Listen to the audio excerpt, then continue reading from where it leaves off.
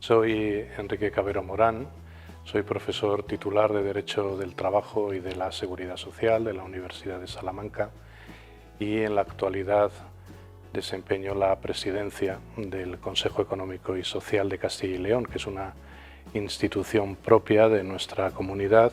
de carácter consultivo y participativo.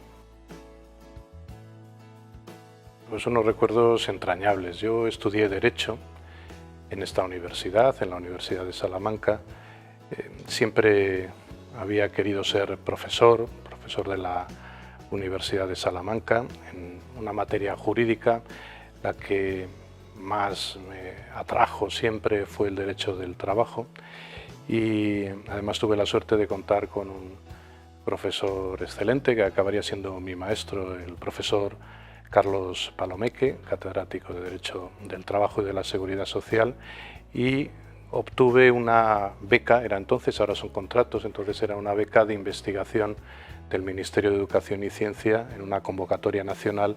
para realizar la tesis doctoral, para doctorarme en la Universidad de Salamanca. Y en el marco de esa beca de investigación había que impartir docencia también, y muy pronto empecé a impartir docencia en, entonces todavía no existía la Facultad de Ciencias Sociales, la Escuela Universitaria de Graduados Sociales, que después, junto con la Escuela Universitaria de Trabajo Social, una vez que se empieza a impartir la entonces licenciatura en Sociología, acaba constituyendo lo que hoy es la Facultad de Ciencias Sociales, que ha ido incorporando muchas más titulaciones, entre ellas el grado en Creación y Comunicación Audiovisual. Pues en aquella escuela, en lo que era entonces graduado social diplomado, luego diplomatura en Relaciones Laborales, ahora grado en Relaciones Laborales y Recursos Humanos, empecé la docencia en Derecho Sindical, una de las materias favoritas desde el principio, y tuve la suerte de contar con un grupo excelente de estudiantes magníficos que se dedicaban mucho en un edificio que ya no existe, un edificio anexo a la hospedería de Fonseca, muy distinto de lo que son las instalaciones que tiene ahora la Facultad de Ciencias Sociales, y me gusta seguir coincidiendo con muchos de aquellos estudiantes que han ido ocupando cargos de responsabilidad en el ámbito público, privado, con gran eficacia. Esta universidad, y en particular vinculada a la actividad a la Facultad de Ciencias Sociales, fue pionera en los estudios de formación, de investigación y de divulgación o creación de cultura preventiva a nivel nacional. Tuve también la suerte de coincidir en un momento en el que la prevención de riesgos laborales, la seguridad y salud en el trabajo en España empezó a ser muy relevante. Hubo una directiva europea, conocida como la Directiva Marco de Seguridad y Salud en el Trabajo, de 1989, que fue traspuesta al derecho interno español en el año 95. La Ley de Prevención de Riesgos Laborales, la Ley 31/1995, de 8 de noviembre, supuso un antes y un después. Realmente era la primera vez que una norma con ese rango y así de completa creaba un sistema de prevención de riesgos laborales en España, y se ha avanzado muchísimo desde entonces. Se necesitaba más investigación, más docencia y sobre todo algo muy importante que exigía el nuevo sistema, que es la formación de técnicos de prevención, también de los técnicos en el nivel superior. Y eso es lo que hicimos. Primero con un título propio, después con un título oficial, se generó un máster universitario de gestión de riesgos laborales, que además su obtención permitía la acreditación para poder ejercer como técnico de prevención. Fueron muchas las generaciones de técnicos que se fueron formando, otros que ya eran técnicos destacados y quisieron especializarse y actualizar sus conocimientos. Una experiencia extraordinaria que acabó desembocando en lo que es todavía una nueva experiencia, que es la Cátedra de Prevención de Riesgos Laborales, que sin duda, como sucedió previamente con el máster y un programa que definimos que se llamaba el Programa Universitas de Prevención de Riesgos Laborales, sirvió de manera pionera y va a seguir sirviendo no solo para la formación de expertos, que también, sino para divulgar, para difundir la cultura preventiva, que es uno de los grandes objetivos del propio sistema, que todo el mundo, aunque no sea experto, sepa que cuando trabaja está sometido, está expuesto a riesgos y debe evitar para que su salud, su vida, pues no se vean afectados negativamente por el trabajo, sino al contrario, se genere un nuevo ámbito de bienestar vinculado al trabajo. Mucho, son fundamentales. Cuando una persona presta trabajo por cuenta ajena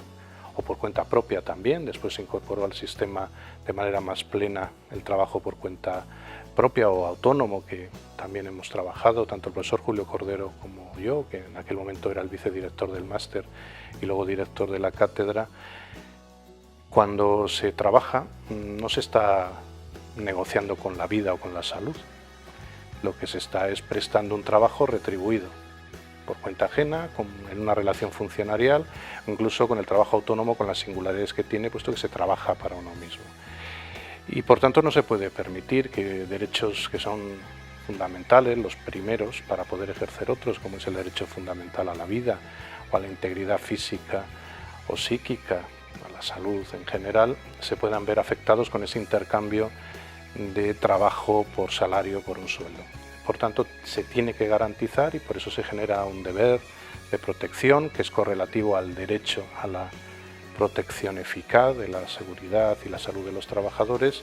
Se crea todo un sistema para que cuando se está trabajando no se ponga en peligro la vida, la salud, un sistema muy exigente, con mucha regulación, que tiene en cuenta la perspectiva de la seguridad, pero también la perspectiva preventiva desde la perspectiva de no contraer enfermedades o no padecer intoxicaciones, o incluso en situaciones más graves no trabajar con agentes que sean cancerígenos o mutagénicos que puedan causar graves daños a las personas que trabajan. Por eso me parece que los sistemas más avanzados del mundo, y la Unión Europea sin duda tiene un sistema muy avanzado, y por ello España, hacen que las condiciones de trabajo avancen en sintonía con lo que son los derechos fundamentales de las personas, y es un avance importantísimo en la historia. Es muy relevante, y de hecho ya con la Facultad de Ciencias Sociales de la Universidad de Salamanca en particular ha habido iniciativas concretas que se han venido desarrollando por el Consejo Económico y Social de Castilla y León. El Consejo Económico y Social es una institución que está muy vinculada también a la democratización y al desarrollo de una democracia de calidad. Surgió en Europa con fuerza, sobre todo en el periodo posterior a la Segunda Guerra Mundial, para conseguir instituciones capaces de aglutinar esfuerzos, de estudiar además la realidad y favorecer la reconstrucción europea después de la guerra. En España todo esto llegó mucho más tarde, fue ya después de la Constitución Española de 1978 cuando se empieza a valorar la creación de estas instituciones. Y en Castilla y León es uno de los primeros sitios donde se crea, incluso antes que a nivel estatal. En 1990 se crea el Consejo Económico y Social de Castilla y León, que es un órgano consultivo, emite informes previos a la elaboración de normas o informes sobre materias concretas, o el informe anual de la situación económica y social de la comunidad, pero no solo es una institución consultiva, sino que es participativa. Forman parte del Consejo las organizaciones sindicales y empresariales, las organizaciones agrarias, de consumidores y usuarios, de la economía social, junto con expertos, y además se añadió en 2013 un grupo de enlace donde están representadas todas las organizaciones sociales de la comunidad. Por tanto, aúna el criterio técnico, el consultivo, el asesoramiento de las instituciones, del Gobierno, del Parlamento, de otras entidades, con la participación de todos. Y evidentemente en ese trabajo tanto técnico como participativo un aliado esencial son las universidades. Y hemos querido dar un especial protagonismo a ese trabajo permanente con grupos de docentes, de investigadores de las universidades públicas de Castilla y León. Con las 4 estamos trabajando permanentemente en la elaboración de los informes, de las propuestas, de los diagnósticos, en la ordenación e interpretación de los datos, y el trabajo con una facultad como la Facultad de Ciencias Sociales es idóneo por las titulaciones que aquí se imparten, que son titulaciones que están absolutamente vinculadas a la realidad socioeconómica, la realidad social de Castilla y León, y por tanto desde el punto de vista del profesorado como desde el punto de vista de los y las estudiantes que aquí cursan sus carreras, es muy importante esa colaboración, y vamos a seguir creciendo si así lo tiene a bien la facultad, su decana, la profesora Pura Morgado Panadero, que es una buena amiga y además una gran profesora, y está haciendo un trabajo espléndido en el decanato junto con todo su equipo y la Junta de Facultad y las demás estancias dentro de la facultad que trabajan intensamente en este sentido. Pues lo recuerdo como si fuera ayer mismo. Hemos conmemorado el año pasado, en 2022, el 20º aniversario de aquel gran acontecimiento, y la verdad es que fue una experiencia extraordinaria. Salamanca, la ciudad de Salamanca, había querido ser siempre capital europea de la cultura. Era una sensación que tenía la ciudadanía, que aquel nombramiento debía recaer en la ciudad. Desde que se creó, en los años 80, se empezó ya a pensar y prácticamente todo el mundo estaba convencido de que se podía conseguir, aunque se sabía que era muy difícil porque hay una gran competencia y un gran nivel de ciudades culturales en Europa y por tanto no era fácil. Finalmente se consiguió, hubo una designación en 1998, el 28 de mayo, el Consejo de Ministros de Cultura de la Unión Europea decidió que en el año 2002 hubiera 2 capitales europeas de la cultura. En aquel momento, ahora también sigue siendo así, hay 2, había 2 ya, se estaba empezando con ese modelo, y fueron la ciudad de Salamanca y la ciudad de Brujas en Bélgica. El acontecimiento requería un esfuerzo muy grande. En aquel momento estaban produciéndose las designaciones muy cerca de la celebración del acontecimiento. Ahora se deja mucho más tiempo, lo cual es muy oportuno, lo propusimos desde aquí incluso. En aquel momento era todo muy rápido, muy intenso, pero salió muy bien. Yo tengo un recuerdo magnífico de aquellos días, del equipo que se creó con Alberto Martín Expósito, compañero de la universidad, como coordinador ejecutivo de programación. Se constituyó el consorcio Salamanca 2002, donde se colaboraba por el Ayuntamiento, la Diputación Provincial, la Junta de Castilla y León, el Gobierno de España, la Universidad y Caja Duero, que entonces todavía existía como entidad financiera con sede en Salamanca, y se pudo generar por un lado una programación que fue un gran festival, que duró un año. Todavía hay actividades que desde entonces se vienen celebrando, una buena campaña de promoción de la ciudad, de su imagen, con un plan de comunicación muy ambicioso, y también unas infraestructuras culturales que hacían falta, porque la ciudad no las tenía, y que se siguen utilizando y que han dado pie a que pueda haber otro tipo de acontecimientos. Se celebró en 2005 la Plaza Mayor de Europa, o el festival que parece que se va a mantener, que se ha mantenido durante unos años, de las artes de Castilla y León, el Fácil, o lo que ha sido más recientemente, que también tuve la suerte de estar en su gestión, el 8º centenario de la Universidad de Salamanca, que ha sido otro gran acontecimiento. Aquel año, los años previos y también los posteriores, en los que se realizó una gran opción también por el turismo cultural, la construcción de hoteles, que no tenía Salamanca apenas hoteles, inauguraron más de 20 con motivo de la capitalidad. Situaron a Salamanca de nuevo con una imagen renovada como ciudad de cultura y consiguieron convertirla en un referente del turismo cultural igualmente. En 1988 se había producido, por tanto 10 años antes de la designación como Capital Europea de la Cultura, el nombramiento como Ciudad Patrimonio de la Humanidad, que fue otro gran avance en esa consideración de Salamanca como ciudad de cultura, y el 8º centenario de la universidad ha venido a redondear, porque así tenemos patrimonio, cultura y universidad, que son 3 características, 3 señas de identidad de Salamanca. Sí, yo estoy convencido de ello, porque es verdad que Salamanca se reconoce como una ciudad universitaria, es indiscutible, la universidad más longeva de lengua española en España, en Iberoamérica. De ella han nacido hermanas en el continente americano, las primeras universidades que realmente se fundan fuera de Europa, la de Lima, la de México, la de Santo Domingo, se crean con los estatutos y el modelo de la Universidad de Salamanca, y también, como comentábamos, una ciudad con un patrimonio cultural, histórico-artístico impresionante, pero necesitaba un relanzamiento de su imagen y de su contenido, también con infraestructuras. Por ello,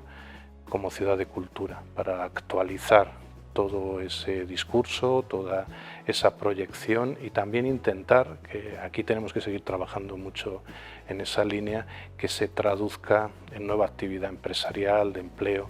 en nuestra ciudad y en nuestra provincia. Pues como una persona trabajadora que tiene como ideal el trabajo en la Universidad de Salamanca. Si tuviera que volver a empezar, naturalmente estudiaría Derecho en la Universidad de Salamanca y aspiraría a ser profesor de esta universidad. Me parece que es un sueño cumplido que hay que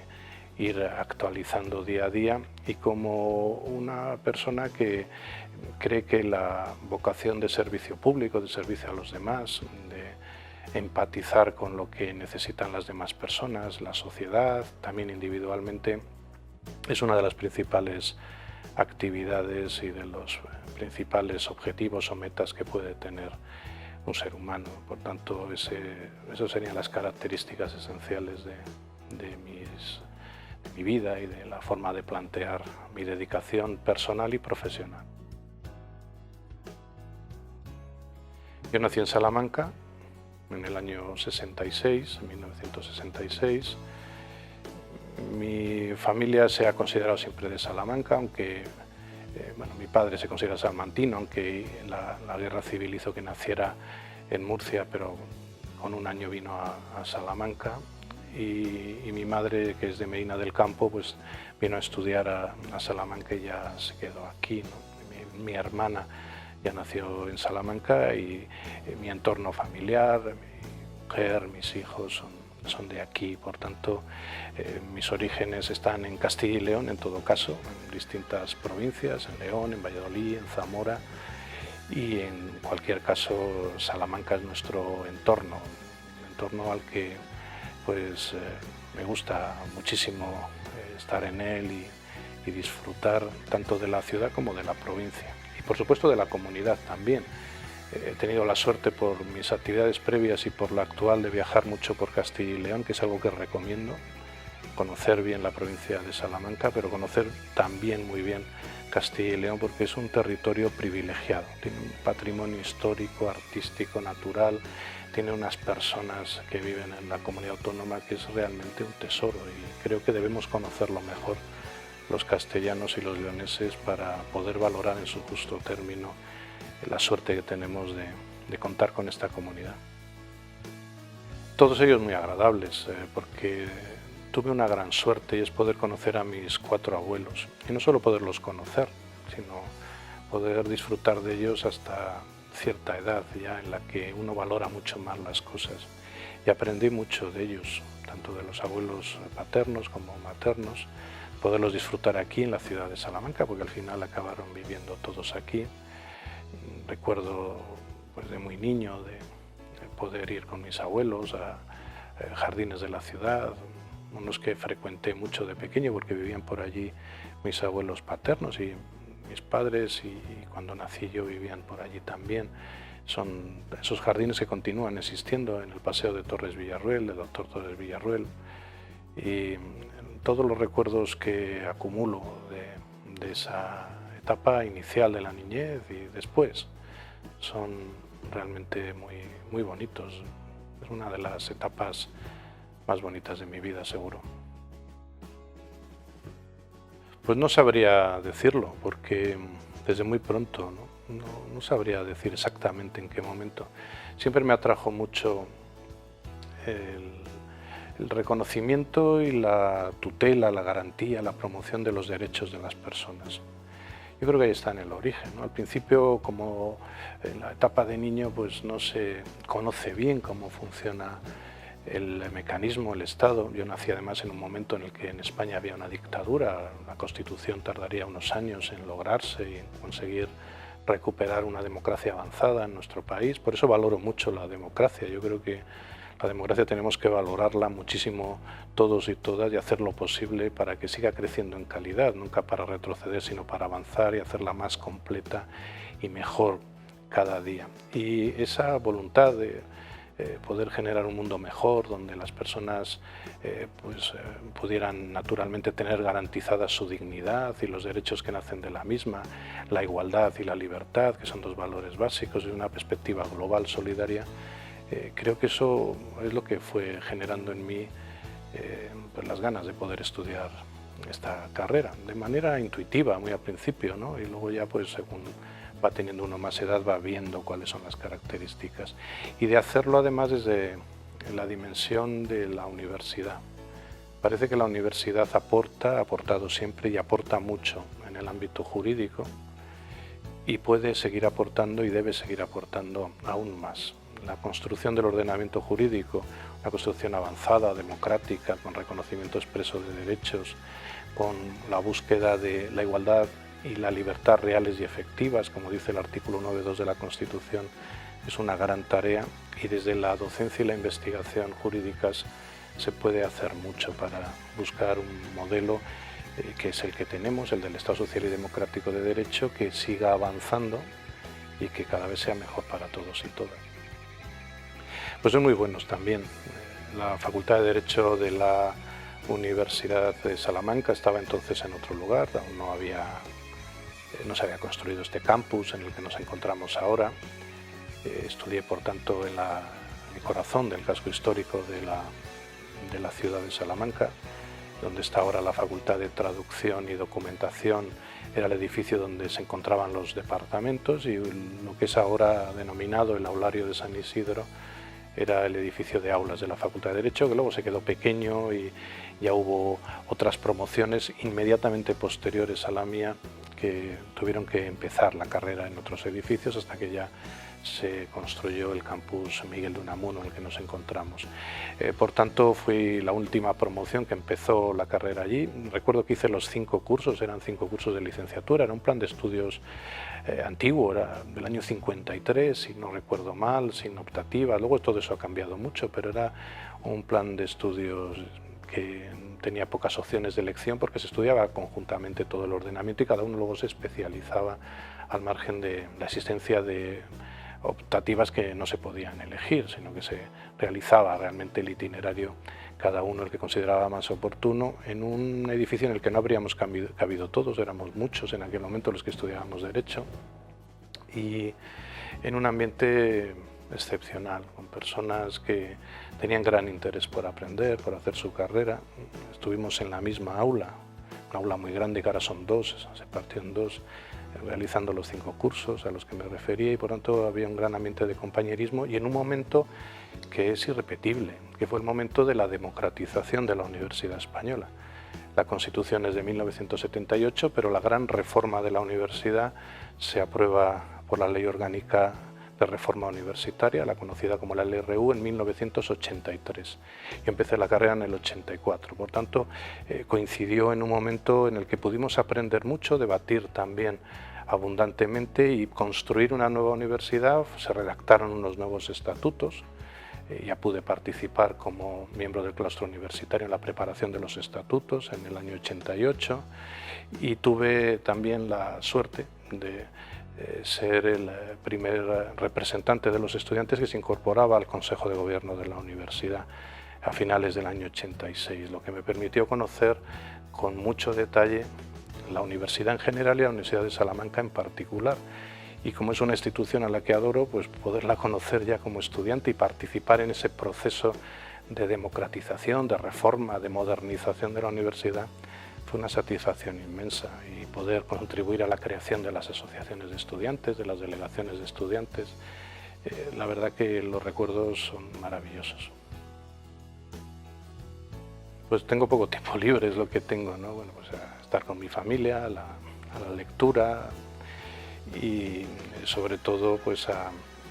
escribir sobre temas de mi especialidad, ¿no? Porque el trabajo del Consejo Económico y Social es muy intenso, son muchas las facetas, las dimensiones, los aspectos que hay que cuidar desde el Consejo Económico y Social, y me gustan pues seguir participando en el comentario, en la creación también de doctrina en el ámbito del derecho del trabajo y de la seguridad social, y muchas veces son los fines de semana cuando más puedo concentrarme y escribir. En todo caso, creo que por la dedicación que tengo y porque me gusta especialmente lo que hago, a veces no sé diferenciar bien cuando estoy en una situación de tiempo libre o de trabajo, porque se acaba uniendo todo, acaba siendo mi vida, ¿no? Así, con esas características. No sé, yo cuando termine mi mandato en el Consejo Económico y Social, pues volver a la docencia plenamente. La ley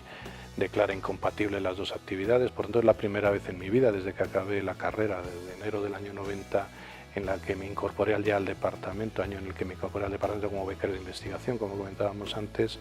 que no tengo docencia, porque no lo permite la ley, y como presidente del Consejo Económico y Social no es posible que mantenga esa actividad y tenga a mi cargo un grupo. Por tanto, mi objetivo en cuanto finalice el mandato es volver a la universidad, atender las asignaturas que me encomiende el departamento del que formo parte, Derecho del Trabajo y Trabajo Social, y volver a esa relación directa con los estudiantes, con las estudiantes, que es tan importante, porque el profesor es docente y se dice y tiene esa obligación de enseñar, pero el profesor aprende, yo creo que más que lo que enseña con la docencia, porque va evolucionando la forma de ver las cosas del alumnado, del estudiantado, y por tanto aprende mucho de los nuevos enfoques, de las nuevas necesidades, de las nuevas formas de ver la realidad. Es una actividad profesional, por eso tan apasionante. Porque no solo se estudia la realidad, que cambia mucho. En Derecho del Trabajo y Seguridad Social es raro el día en el que el boletín oficial del Estado, en otros boletines oficiales no hay cambios normativos y que por tanto debes estudiar y estar actualizado, pero se aprende mucho más de lo que se ve en las aulas a diario y de lo que preguntan, de lo que consultan los estudiantes.